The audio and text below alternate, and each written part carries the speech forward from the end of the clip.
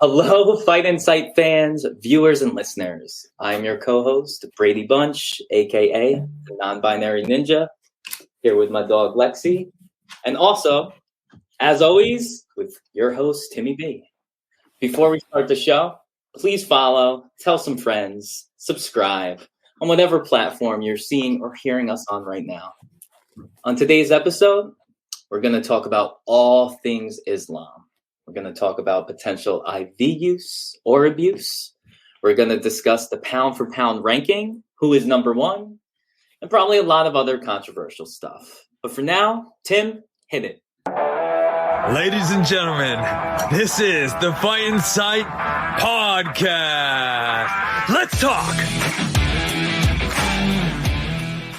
All right. Well, our intro somewhat changed today, Braydbunch, because we were supposed to have a guest, and unfortunately, they have not shown up. But we're going to move ahead so that we can get this episode in the books and release it on time, as we always do.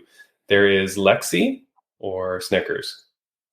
This is Lexi. All right. Hello, Lexi. So, yeah, we're going to go ahead and we're just going to talk all things Islam because, holy crap, we could fill a whole show just talking about Islam Makhachev. Yes. Right. Where do you want to start first? You want to start with the IV usage, or you want to start with the fight itself, or you want to start with the pound for pound ranking? You know what? Maybe let's start with the fight itself. The fight itself? All right. Yeah. And because our guest no-showed, I have zero pictures for this. But okay, fine. You watched the fight? Yes. How did you score it in the moment? All right. Rounds wise, I'm going to be honest. Due to the way I know that the scoring system's set up, and it frustrates me a bit. What I would like to say is I think they should reward points for escaping from the ground or getting back up from takedowns. Sure. So watching it, you know what? What stinks is due to the takedowns, even though he didn't do so much with it. Yeah. I would give Islam 3 out of the 5 rounds. Do you remember which 2 rounds you gave Volk? Obviously, 5th. The 5th, without a doubt. It was either the 2nd or the 3rd. I'm trying to remember. Okay. But there was definitely one of them where it was much more clear. But even just so here's the truth. You can't deny the fact that he got those takedowns. And as a former wrestler, I got to say, a few of those takedowns were really nice. Beautiful. There was one point in particular, I'm sorry, I'm blabbering a bit, but I think, do you remember when Volk turned and was talking smack to Islam's coaches? Yes, yeah. Right?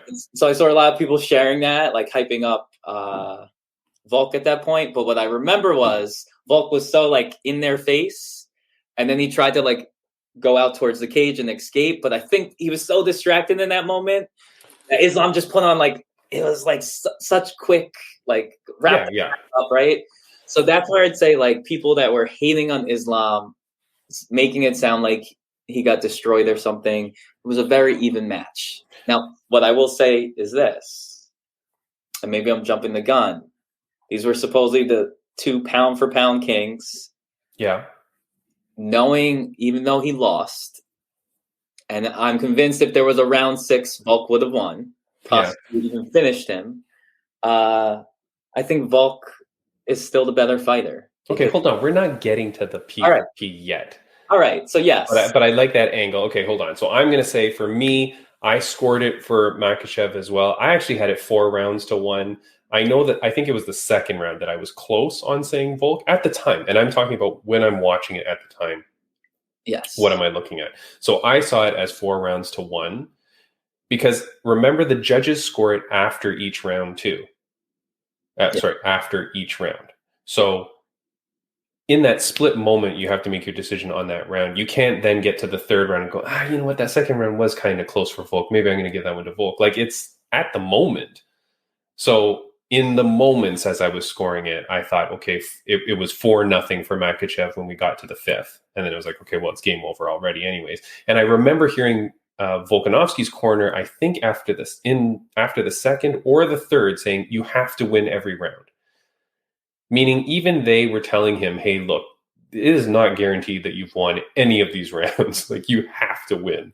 Yes. So, okay, you and I are on the same page. Makhachev won that fight. And now let's get into what you were saying. He's number 2. See, but you know what? I'm going to add one more thing. Yes, he won that fight, but I also could have seen a draw. When we've seen some draws in the last year, this is me being biased as a wrestler. Also, this is, what part of it is? Judging what Volk did compared to everyone else that has versed Islam. Yeah, of course. Right? But you're right. So Islam won. I'm going to shut up now. Islam wins. Yes. I mean, people that were debating that, you're crazy. People that are saying that Volk won the fight, and I know you kind of just said maybe he did, but there's no freaking way. And if he won that fight, people would have gone insane saying the controversy of him being in Australia, home crown advantage, blah, blah, blah. Like, that would have been insane that he won. And it's crazy that people are saying that he won online. You're insane if that's what you think. Pound for pound. All right. So is Islam the pound for pound greatest fighter in the world right now? My opinion is no, but I guess the question is, like, what really judges pound for pound? Mm-hmm.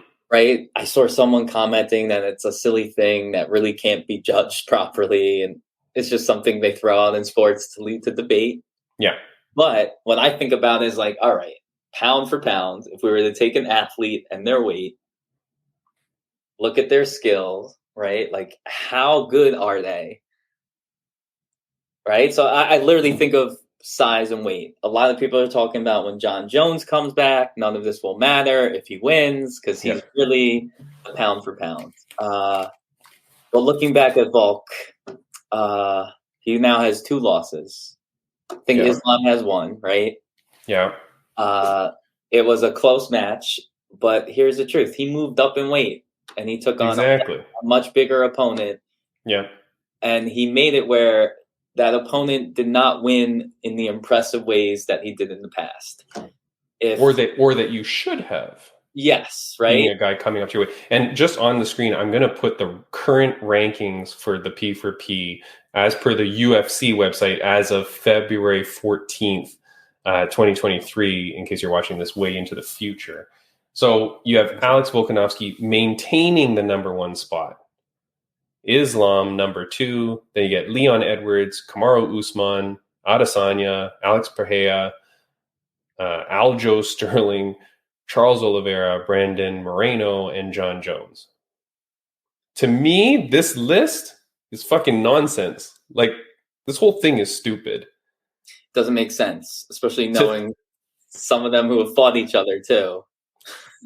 Well, so I don't think that if you lose a fight, that really impacts anything. I think P4P ranking, to me, in my opinion, is based on your body of work. Right. And yes, of course, you have to be winning way more than you're losing, but I don't think a loss changes anything. I also don't think it's a title that you can lose by fighting another guy, unless you're both in the same weight class permanently and normally. Like, Alex Volkanovski is a featherweight. He's not a lightweight. So when he goes up a weight class and loses, I don't know that really deteriorates from his stock. And if anything, he lasted 5 rounds with the champ, almost won, did better than anybody else has ever done. Yes. To me, I feel like he gets even higher on the list. I agree. For doing what he did. Like, he proved like he's freaking crazy good. And you know what? He made it look, he was smiling through it. He made it look easy. Yeah. So I agree with you. Definitely more impressive. What do you think about Leon Edwards at 3? Jesus. It's ridiculous. Okay, first of all, Islam, I don't think Islam belongs at 2. He's only beaten 2 guys in the top 10 of lightweight. He beat Arman Sarukian and Charles Oliveira. Yes.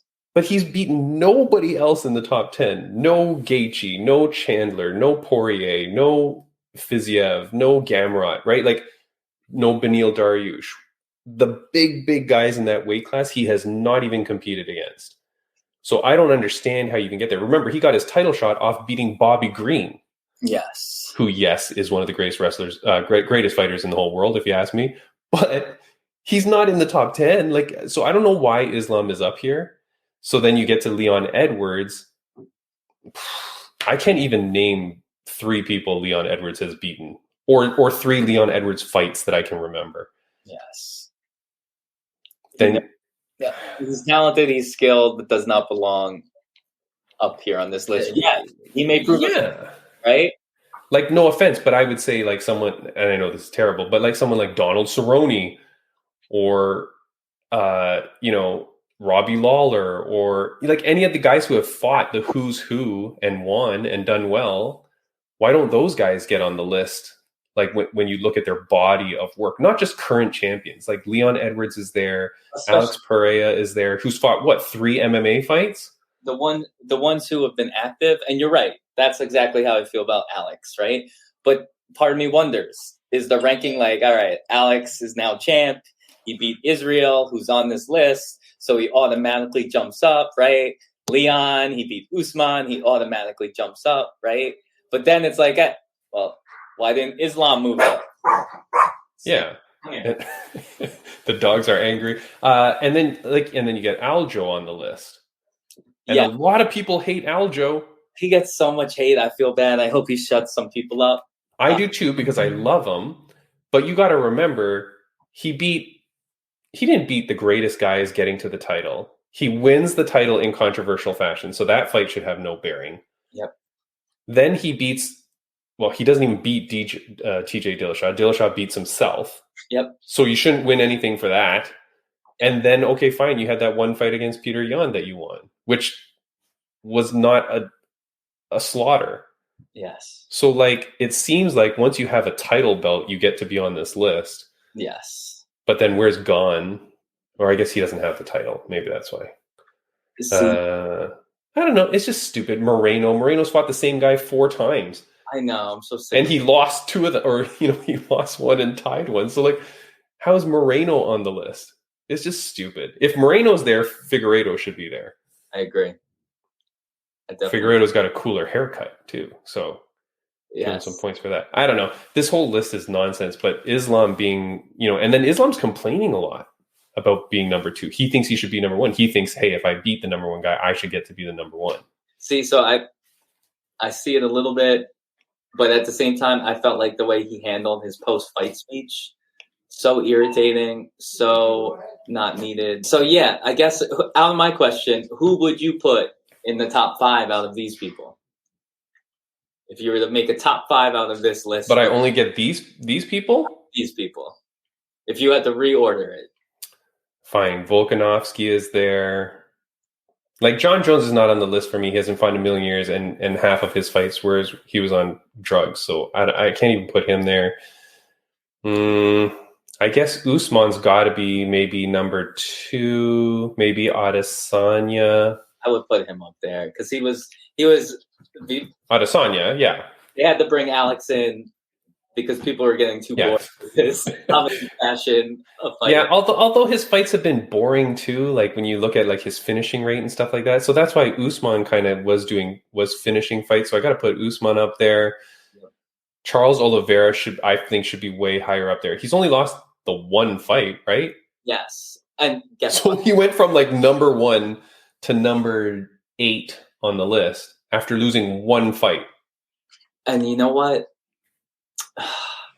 See, going back, talking about Islam and some of the controversy, let's say, so it's been rumored, maybe he used an IV. Yeah. Right? It makes me wonder, did he use an IV when he fought Charles, right? Yeah. Like, how will the UFC, if this doesn't treat that stuff, right? Would someone like him move back up because he lost to a cheating fighter? Well, and so to talk about like it's your body of work. The thing is, too, you got to remember all the people that Charles Oliveira beat and beat well, right? Think about all the people that Charles Oliveira beat. Just because Islam on one night beats him, I don't know that Islam could beat all the guys Charles has beaten. And that's what a P4P list is. It's about like your overall skills, your overall ability, your overall performance.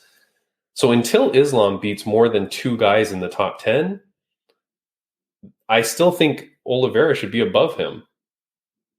So you know what? I think you're right.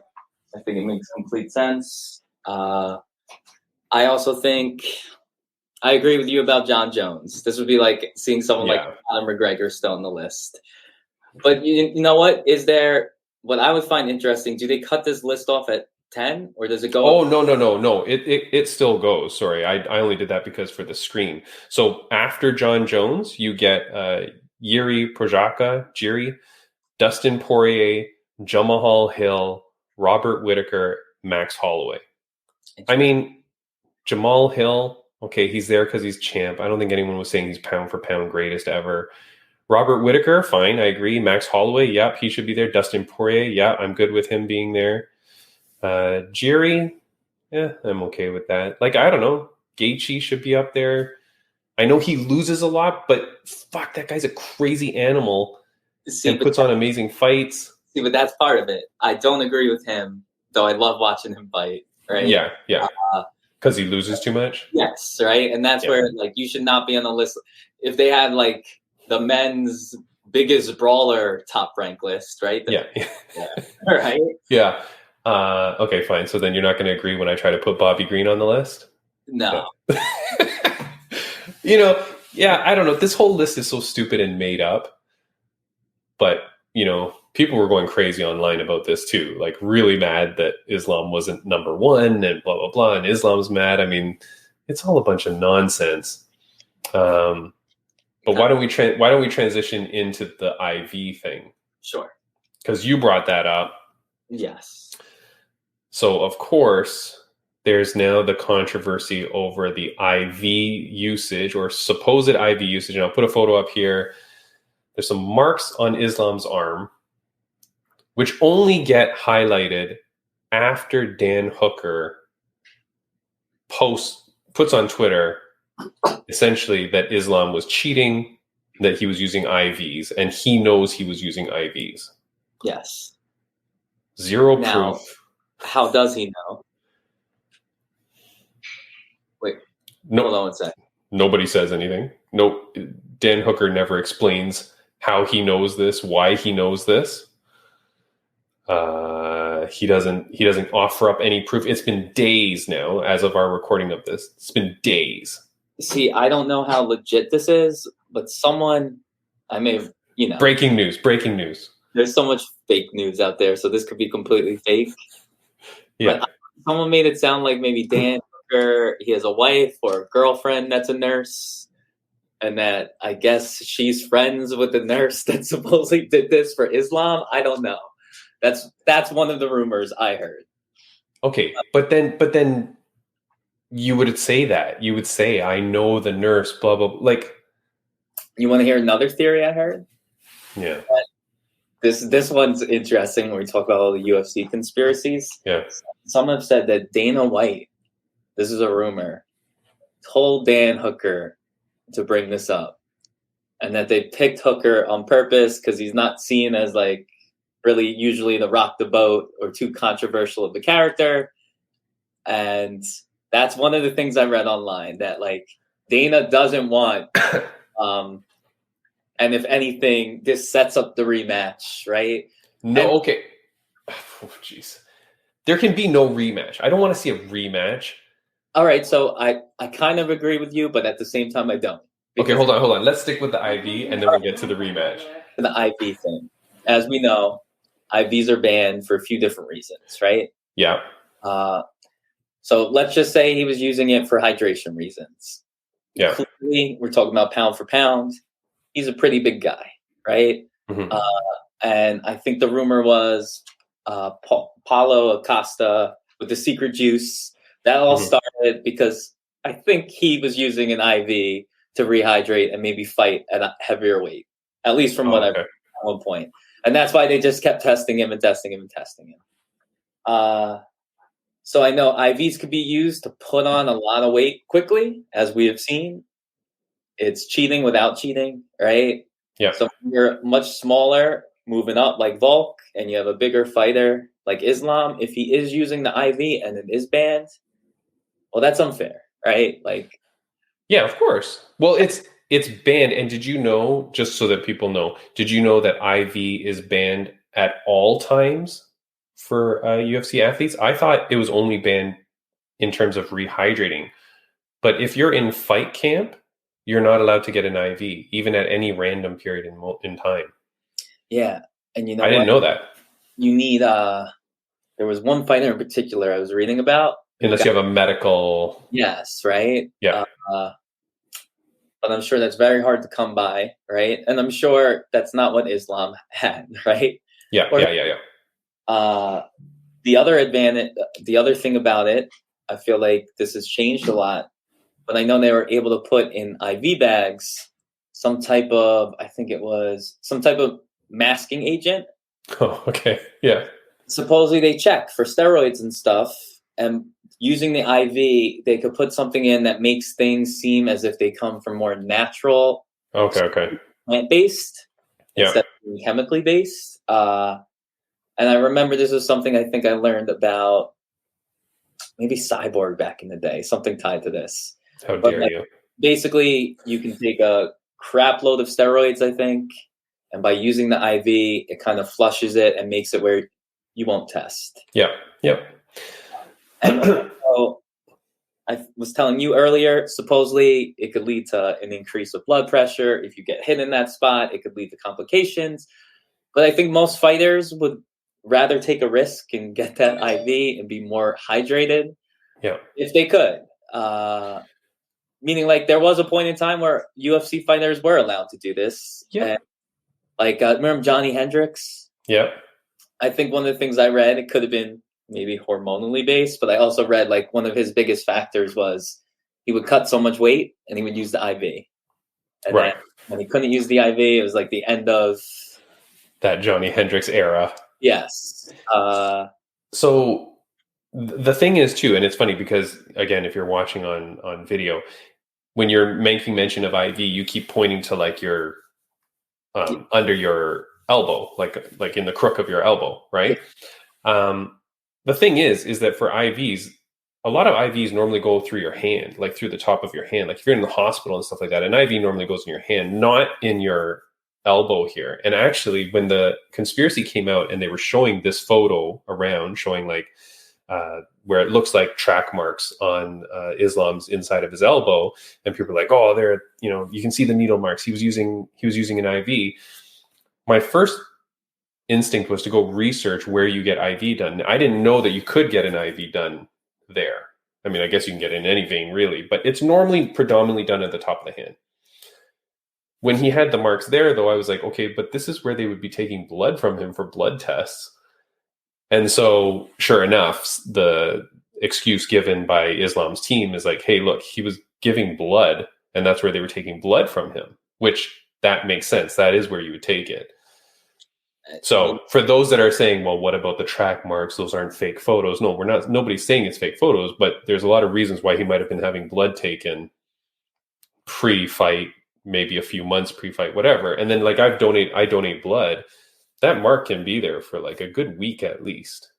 You know, and if you keep having it done, I'm sure that mark kind of sticks around. See, but I agree. I do agree. But I'm gonna just say a few things that make me wonder. One thing is, I know I'm in pretty good shape, and when I get blood drawn or whatever, right, I'm always told like, "Oh my God, you make my job so easy." Yeah. You have good veins. He clearly has good veins. So like a lot of times the bruising will come, I think, when the aim isn't so good. But yes. When the nurse is stupid. Yeah. Yes, right? So part of me is like, I don't know, right? Furthermore, I'm going to be honest. Wait. Hold on. Just so we can clarify that. You're saying that excuse doesn't make sense because why does he have bad nurses doing it? Or meaning like, yes, would it be it's either was a bad nurse, meaning he's got a big enough vein where it's going to be this, right? Okay. Yeah. But to be fair, I feel like even one time I had some bruising, but I'm right in, whatever. Going further, where was it? I'm sorry. I've gotten So being a fighter, Yeah. thank God I don't fight for an organization that like this is part of their policy at the moment, might be in the future. But I got invited to like a fitness fest a few months back. And there were all these different like exhibits and stuff. So there was an IV station. And I remember they were like, yeah, we'll give you an IV for free. So I tried it out. And it was like, I think electrolytes, vitamin C, something that helped like clear your liver, right? And guess what? Right here. That's where they put it. Oh, okay. And most of the places that I see, I actually have a cousin who started a business in Vegas, Dr. Refresh, if you guys want to look it up. Nice. But basically, he does that treatment for people, whether it's at home or in his like location. But I think all of it in that way is done through here. So I was reading up, a lot of people are like, oh, well, if he wanted to hide it, there's so many spots that you could have put it in, and you're right. I know that in the hospital, my dad had the IV put in here. Yeah, in your hand. So that's where, here's the truth. I like that his team came out with a statement. Yeah. Because if they remained silent, it would have made me question things more. Yeah. I think their statement makes enough sense, yet this is where I'm going to take it. From what I read, you can test to see if someone used an IV, because I believe something from the plastic of the bag turns up in your bloodstream.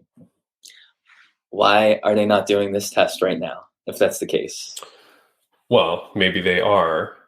And then again, does USADA go out and test just because Dan Hooker makes a fucking allegation? Like, USADA's like, look, we got other things to do. We're hunting down Dagestanis in the middle of the mountains. We got to go find John Jones under a ring. Yes, but that's why I call BS almost on it all. Because it's almost like, all right, if you guys are serious about all this wanting to be banned, shouldn't part of your protocol be testing for IV bags a day or two? But I'm sure they are, though. That's the thing. I'm sure they are. And it's not like USADA has to answer to Dan Hooker. Like, that's the other problem. USADA only has to say if something happened. See, but no one else, though? Like, this is the vibe I catch. Let's say there's like 10 fighters on an event, and there'll be more.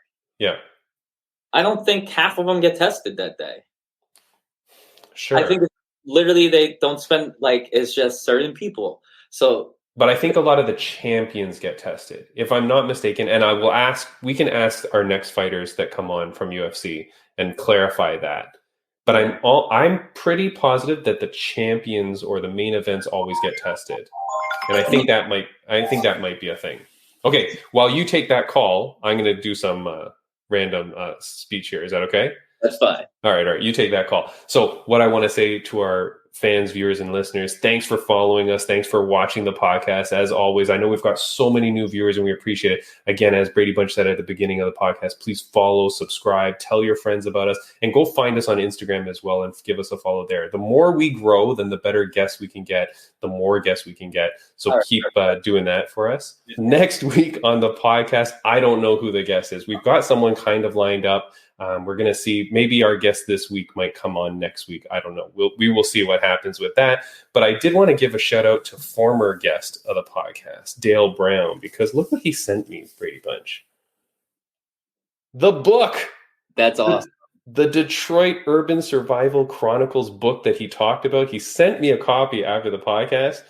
So thank you so much to Dale. I'm going to read this bad boy, and then I'm going to do a book review on it.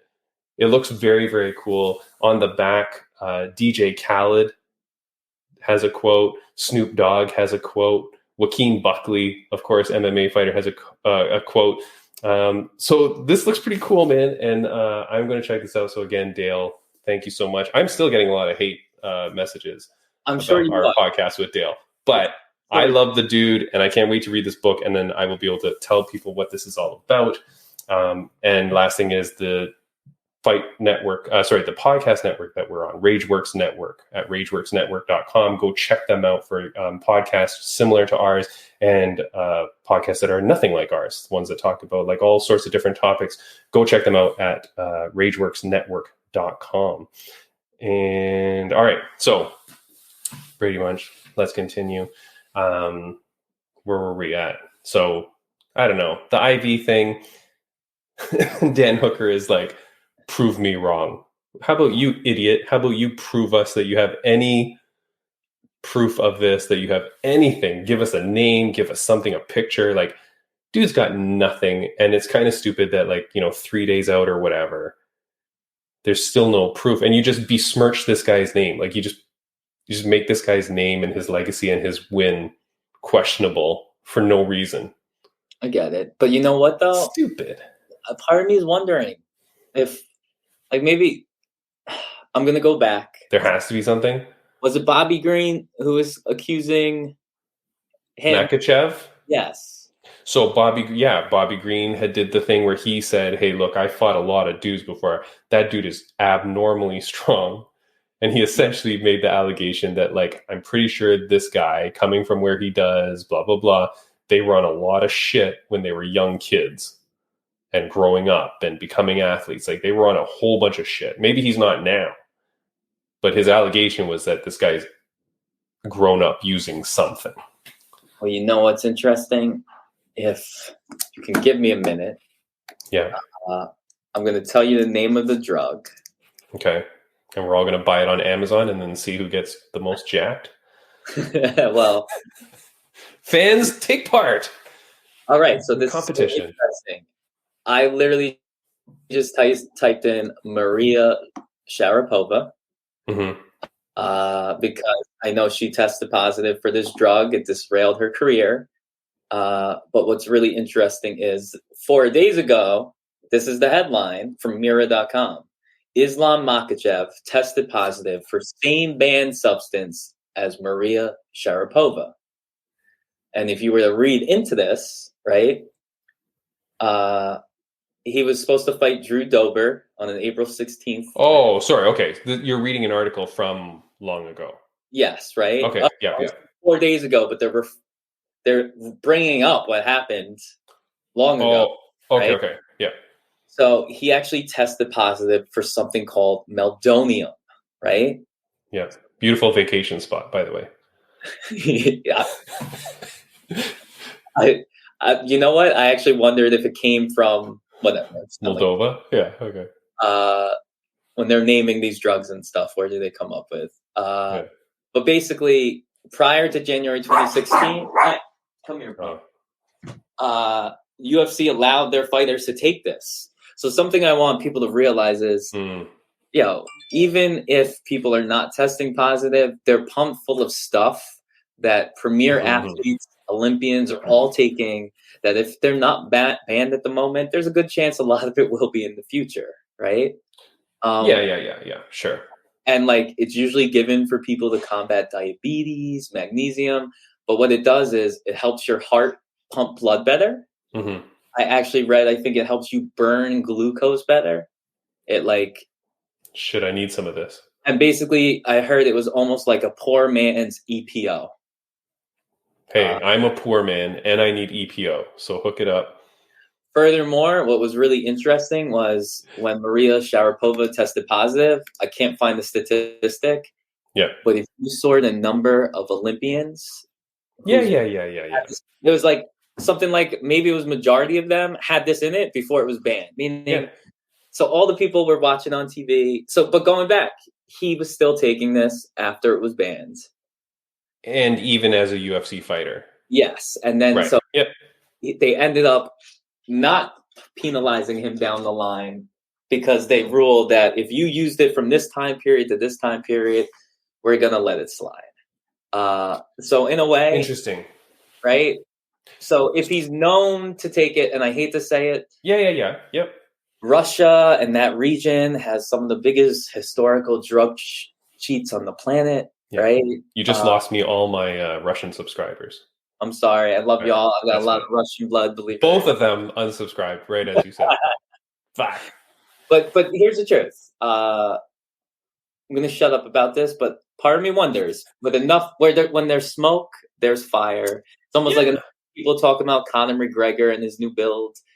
I think we all know that Conor is probably enhanced. Yeah. right? So yeah, And this is like the John Jones controversy. Like when we were going through the P4P list, and I'm like, nope, John Jones out, like get him out of here, because to me, anybody that has ever been tested positive or whatever, I can't take them 100% at face value anymore, because I'm like, well, now there's a little cloudy bit. Yep. So I'm glad you bring this up, because yeah, Islam has not been controversy free for this. And so you're right. So what you're saying is like, well, if you've had the mentality to take stuff to enhance yourself before and previously, would you do other stuff? Yes. And so it's in the realm of possibility, but I'm just saying, fuck you, Dan Hooker. Give me something. Otherwise, I really don't like you just trashing people like this. This is why Angela Hill has banned me, or, blocked me on Instagram, because I called her out for calling out Tisha Torres with no proof, right? When she just in the middle of a press conference goes, well, Tisha Torres is using drugs, blah, blah. And Tisha Torres is like, what the fuck? Like, I've never even been tested positive once. Like, you know?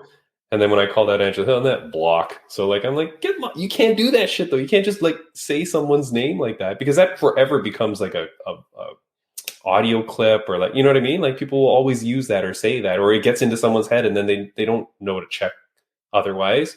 It's true. So I don't know. That stuff is nonsense. All right. We're coming to the end of this podcast because I know you got to go soon. So this is all about Islam. Yeah. So we both believe that he lost. We both believe that Islam won the fight. Yes. So enough of that nonsense. We both believe that he is not P4P number one. Yes. Not now. Maybe in the future. Maybe once he beats another, several lightweights, true lightweights, maybe he'll be in that conversation. We think maybe he took the IV. I feel like you're more on the maybe yes, and I'm more on the maybe no. Yeah. But yeah, sure, there's something. We'll see where that goes. And then last thing, let's just solidify. I say no rematch because I want Volkanovski to go fight Yair. There's an honest contender there. And then Islam, you've got lots of people to fight at lightweight. I don't need to see these guys keep fighting. Like, you know what? I'm really curious what's going to happen, because in the post-fight speech, Volk made it sound like he had no interest in a rematch, right? Mm-hmm. And then guess what? There he is. Instagram. Fight. And you know what? I'm surprised my hand wasn't raised. And that's where I go back to, is this all a constructed Dana White storyline? Where you can't hold up two divisions. See, but you're right. I agree. So part of me is wondering, will they squeeze in like another fight for each of them, and then maybe later on in the year or early next year, have another rematch? Whether or not they both still have the belts, even. But if they have the belts, I don't think it's nearly as cool of a story. No, there's no fight there if neither of them have their belt, or if they're not competing for a belt. It has to be Islam has to have the belt. It's like, even if Volk still has his belt and he goes up, there's no point in that. Yes. And so tie up divisions unless it's once again Volk maybe dropping down, or he's coming up, right? Then I'm all for it. But you're right. I would rather see them defend the belt, not hold on to them, not hold up other fighters. Yeah. All right. Well, this was a quicker podcast, especially after I edit out your fire alarm drill, which people won't know what we're talking about, but there was a fire alarm that happened. So I've hopefully edited that out and you won't notice it in the podcast. Okay. So we've talked about, everything Islam. We got through all that issue. So now next week we can go on with other things. I will tell you, we will talk about the Jessica Andrade OnlyFans story that we said we were going to talk about this week, but we didn't get a chance to. We'll talk about the Jessica Andrade thing next week as well. I do have a follow-up when Jenna Bishop was talking about her contracts. I'm just going to say this really quickly. Jenna Bishop said on the podcast last week, which is a wicked podcast, so go watch that one. She said that her Bellator contract was for 2 years, 6 fights. And she said that if she doesn't complete her 6 fights, it ends at 2 years. And I said, do they have to guarantee you a certain number of fights? She goes, no, they don't guarantee me any fights. So that means she signed a contract for up to 6 fights, for 6 fights within 2 years. And if it ends at 2 years, she just goes off, right? Yeah. I said to her, oh, because UFC contracts have to offer you 3 fights. And she goes, no. Well, she messaged me right after the podcast, or I think it was maybe the next day. And she goes, shoot, you're right. So she must have talked to her UFC buddies, who then confirmed, yes, the UFC contracts have to offer you, and she said it was 3 as well, same as me, I think. So they guarantee to offer you fights. And that's why UFC contracts don't have an end date. They just have a total number of fights. And you have to accept the fights to then get out of your contract. That's why Ngannou was stuck. Nate Diaz was stuck. GSP was stuck, right? Because you have so many fights left on your contract. You got to fight them out. But the UFC guarantees to offer you those fights. Interesting. I reached out to a Bellator guy that I know. And I said, hey, can I just check with you? Does your contract have an end date? Like, is it for a specific amount of time? He said yes. Interesting. So amongst the people that I know, professional fighters at the UFC and Bellator, it seems like that may be a big difference between contracts. So that's interesting. And we should keep that in mind when we interview people in the future. And we should just always ask that to see if we can figure that out. You know what? You got me wondering too. Yeah, no, we should ask them all about this. You got me.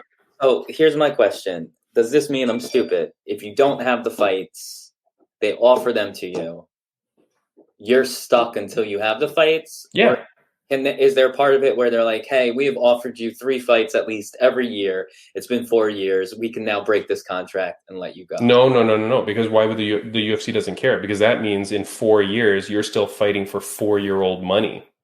That's true. So the UFC doesn't care. We'll keep you forever on that contract. And you can't go fight anywhere else. Interesting. That's why some people and unfortunately, if you get a bad injury or blah, blah, blah, and it takes you out of the game for a while, when you come back, you're still fighting on that old contract. So but if you are healthy and you are, competing at a regular interval, you can run through those contracts quick. Like when you see Patty fighting all the time, our friend Lupi Godinez, when she fought 3 times in a month, she's burning through that contract. You know what I mean? And then the next contract gets bigger and the next contract gets bigger. So that's kind of what you want to do. And it helps with your sponsorship dollars with Venom too, right? Because the more fights you have, the more your Venom payout is. Interesting. Anyway, so I wanted to tie up that loose end for anybody that's listened this long on the podcast. There you go. Braydbunch. One more podcast before I go on vacation, and we'll have a couple of we'll film a couple in advance just with some fight predictions to fill time. But anything you want to say before we go? You know what? One thing I'll say is I think Albert Ochoa is fighting for that title. I think this weekend. Yeah. So I'm hoping he wins. He's a friend of the podcast. He's also from the celebrity boxing circle. But otherwise, the last thing I will say, I'm going to keep my lips sealed for now, but I'm really excited. I know you know this, Timmy. There's a pro organization that might be offering me some fights this year. And they want me to find the best opponent. So part of me actually has been debating challenging Lady Farrell, a.k.a. Alana McLaughlin, who is already a pro trans fighter. Mm-hmm. Well, the cis girl last year, but part of me was like, if I'm going to have the biggest stage and the best competition, maybe I take on Alana. But we could talk about that more in the future. That's it. And lastly, I hope some of you start buying tickets for March 11th in Atlantic City. I'm taking on Layla James for the trans title belt, OCB. And I think I'm going to win big. I think I'm going to look much better than I did in my last match. I've been putting the work in. I hope some of you check out the pay-per-view. I wish Timmy could make it to the U.S. for that fight, but very soon I can make it. I guarantee. So not this fight, but it's like almost guarantee the next fight you have, I will be there. All right. And hopefully I will be in your corner.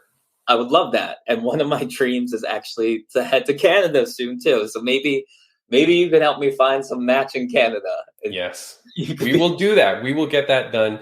Hit up Fight League Atlantic. I know I've told you about them before, but hit up my friend Derek at Fight League Atlantic. That dude puts on great shows. All right. Guarantee he will get you on a show. Just call him up. All right, guys, that's it for the podcast. Let's talk next week with some sort of guest, hopefully. Apologize for the confusion this week, but next week we will get back on track. And Braydbunch, thank you so much and have a wonderful week. Train hard for that fight. God damn it.